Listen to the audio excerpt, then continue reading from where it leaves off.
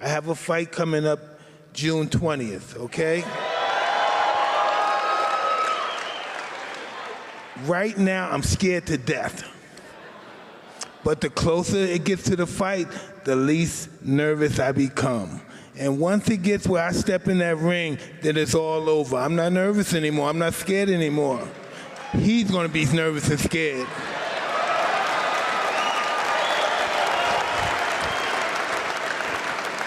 Well, I'm hoping that you're gonna fuck Jake up. Because if anybody needs to be just spanked in public, that little bitch does. Well, listen, I understand that too. But he beat everybody and he beat you too. Know why? Because you're talking about him. He got you all talking about him. He won. He won. You're all talking about him. All the royal families all over the world are talking about this. Yes, all the politicians all over the world is talking about this. You guys ever, the poorest people, you ever been outside of Beijing, like 5 hours outside Beijing, you see people radioactive, you see leprosy, you see so many things. They don't even have a television. They know my name though.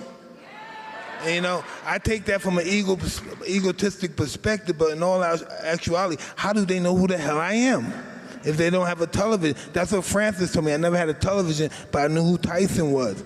And that's weird, right? I'm a normal guy, you know, I guess I'm famous, but I'm a normal guy. I like taking my kids to school. I like walking around the corner, smoking a joint or something. But it's just that everything I wanted, I received, and then sometimes that's more than I can anticipate. And sometimes my mentor, Customato, always tell me, because I used to always say, I'm gonna be the greatest fighter in the world. What happened if I won the title at 17? I'd probably be the greatest fighter ever. And he said, be careful what you wish for, you might get it. Wow, he was so right.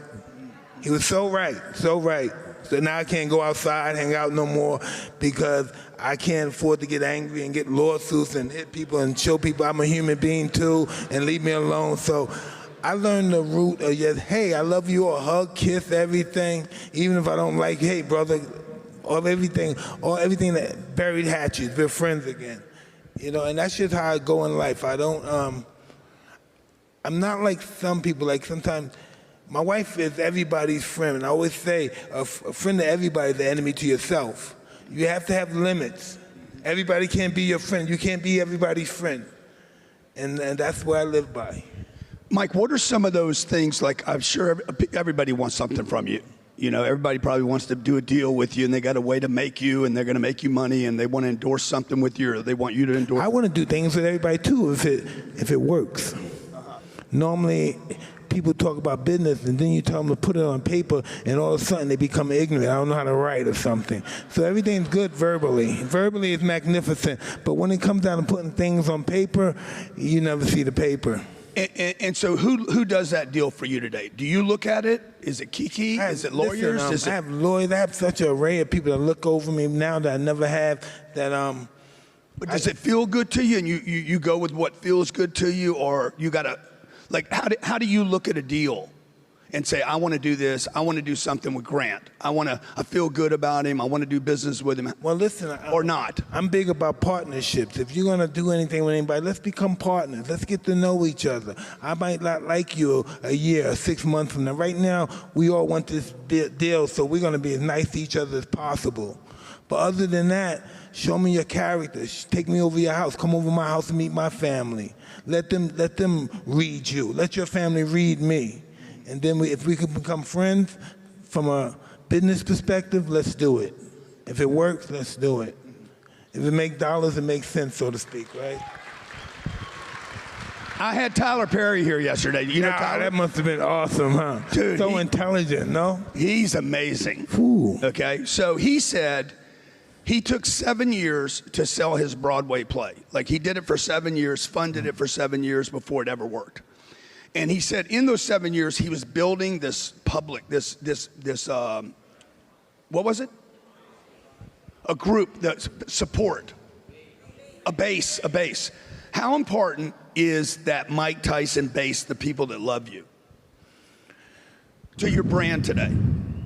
Oh, to my brand? Yeah, to your brand. Oh, It's inconceivable how much they balance me out in my whole situation as far as business is concerned. I couldn't do it without them. As far as the business perspective, I just look at it that I'm the product.